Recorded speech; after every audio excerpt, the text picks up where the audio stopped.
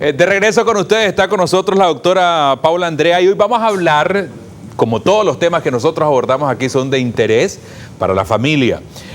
Vamos a hablar sobre alimentación y anemia.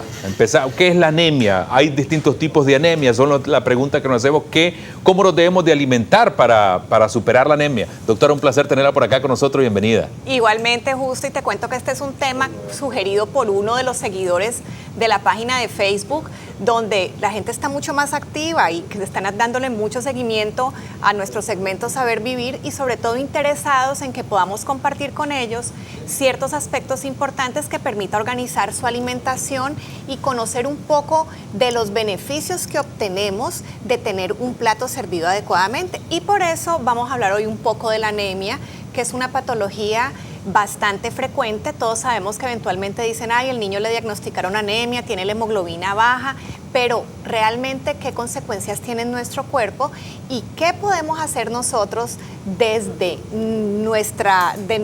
qué opciones tenemos a la hora de escoger ciertos alimentos para poder mejorar estos aspectos. Una cosa, doctora, la anemia no solamente es causada por un déficit alimentario, o malnutrición.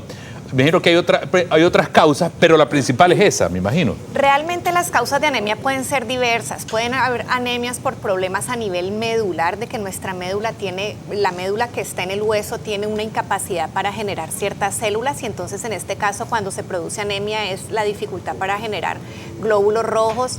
Tenemos también problemas de tipo autoinmune, donde nuestro cuerpo puede producir anticuerpos para destruir los glóbulos rojos, pero realmente hoy en nuestro programa nos vamos a centrar en dos tipos de anemia. Nos vamos a centrar en la anemia ferropénica, que es la anemia donde hay déficit de hierro, y realmente escogí estas dos causas porque son las que de pronto vemos con más frecuencia y que son las que directamente están relacionadas con déficit de tipos vitamínicos, de tipos absortivos, con dietas mal balanceadas y además que la alimentación podríamos decir que es como un elemento fundamental en la mejoría de esto. Ya hemos hablado en otras ocasiones de que en muchos casos los alimentos que consumimos son nuestra medicina y por esta razón es necesario que al hablar de anemia, bueno, ¿qué es lo que me tengo que colocar en el plato para poder sentirme mejor y para poder mejorar? Yo me traslado ahorita que estamos hablando de la anemia, cuando uno ya está grandecito ya sabe realmente lo que tiene que comer, cómo se debe alimentar.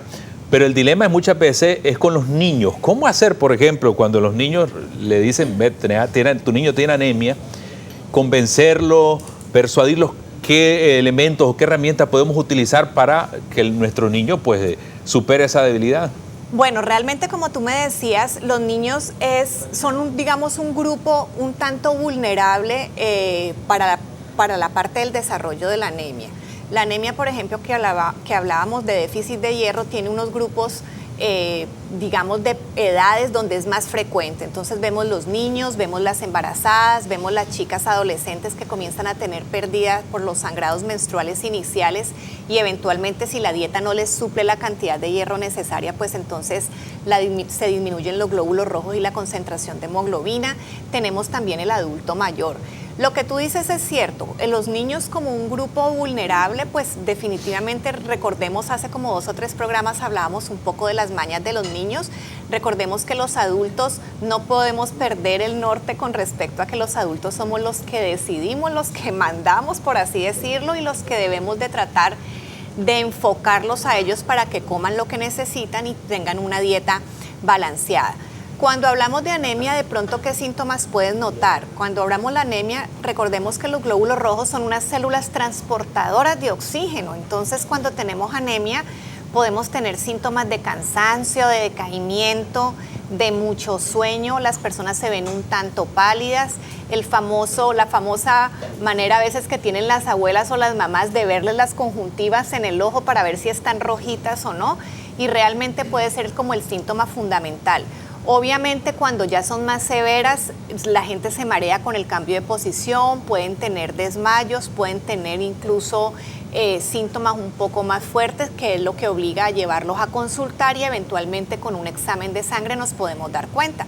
El diagnóstico de la anemia definitivamente se hace con una biometría hemática completa, donde nos permite darnos cuenta cuál es la concentración de hemoglobina, y algunas biometrías nos dan la información de los tamaños celulares, nos dan la información de si las células están grandes, pequeñas, si están muy rojas o están más pálidas, y con esto el médico va a poder darse una idea de más o menos hacia dónde va dirigido el diagnóstico y cuál es la intervención que se tiene que hacer, porque como tú me mencionabas, hay diferentes tipos de anemia y la razón es tratar de identificar cuál es la causa para poder hacer el abordaje que realmente se necesita y poderle dar solución al problema. Con su experiencia, doctora, ¿cuál es la principal déficit nutricional y cuál es la recomendación que usted le hace a las personas con anemia?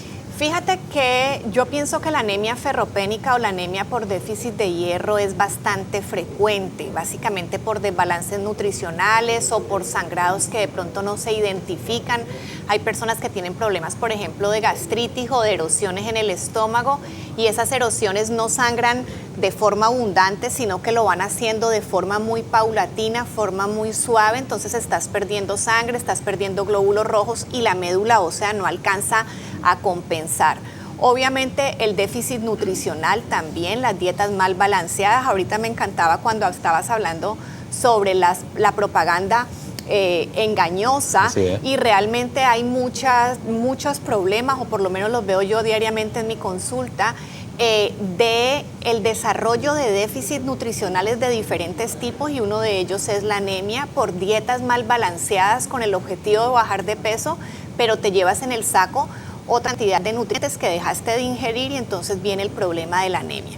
¿Qué ocurre con esta anemia ferropénica? Pues básicamente lo que tenemos que hacer es hacer un reemplazo de hierro. Con el hierro hay cosas importantes que tenemos que saber. Nos van a mandar suplementos en tabletitas.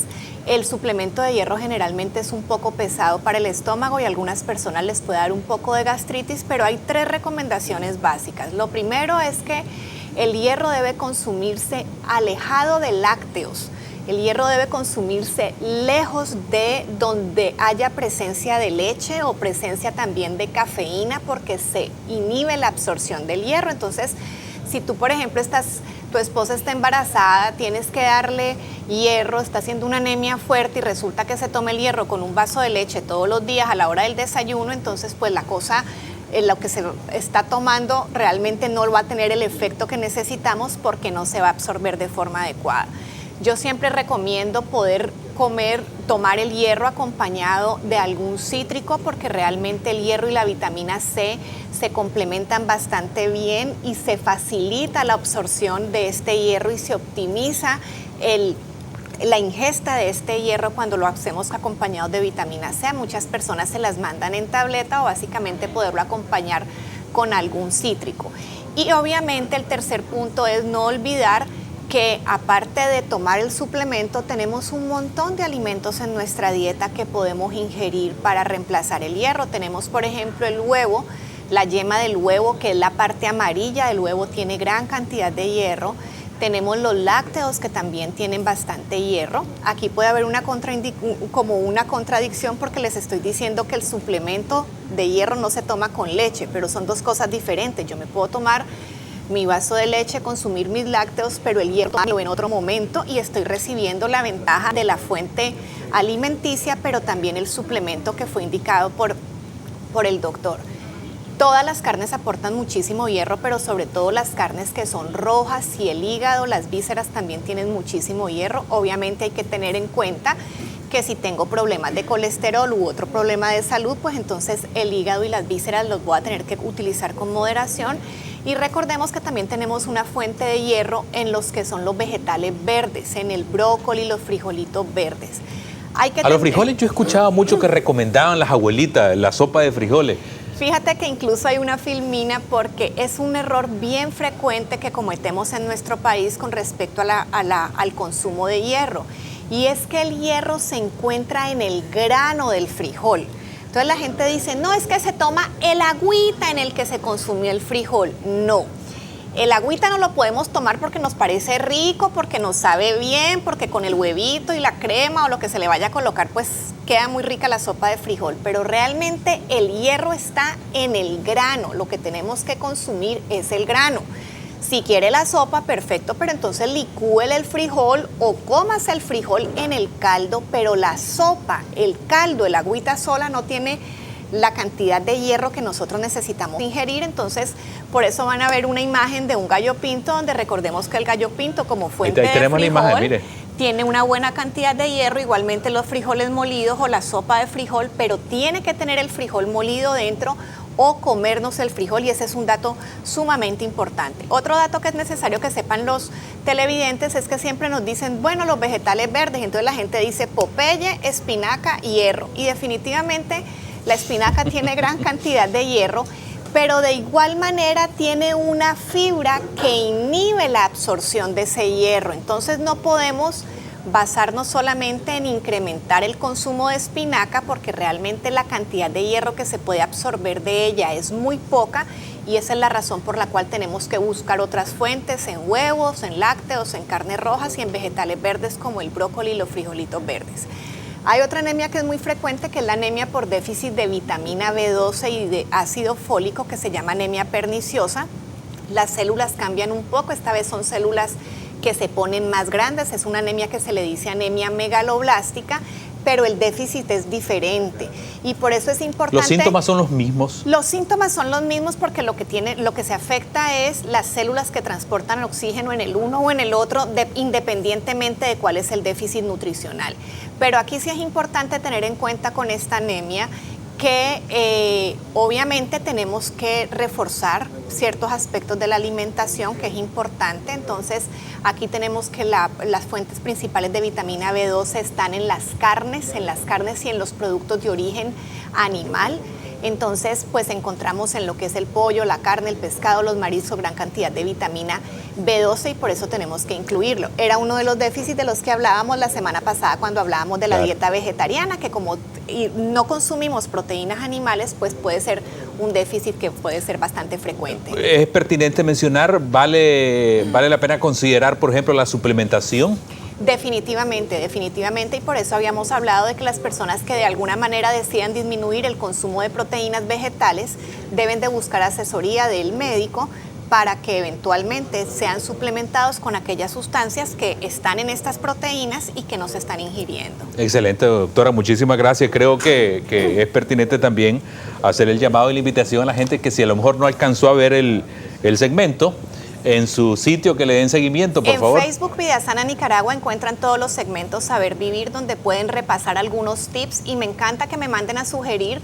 Me escribió alguien anoche solicitándonos un poco hablar de la alimentación durante la menopausia, y a las mamás, como regalo de parte de nosotros, en el segmento a partir de la próxima semana vamos a dedicarnos un poco a hablar sobre la alimentación durante el embarazo, la alimentación en la menopausia, cómo podemos ayudarnos con todos esos síntomas molestos que se nos presentan después de los 45, 50 años con el déficit hormonal. Así que las mamás deben de estar preparadas, tomando atenta nota, porque van a aprender cosas muy interesantes. Bueno, y nosotros también lo vamos a hacer. Muchas gracias, doctora. Pasamos al otro lado con Osman. ¿Qué nos tenés, Osman? Justo, ¿te imaginas un musical inspirado en Broadway pero con estilo nicaragüense? No me cabe la menor duda que los resultados serán grandiosos. Cuando regresemos de la pausa comercial estaremos conversando con las personas responsables de que esta idea sea realidad en nuestro país. Ya volvemos.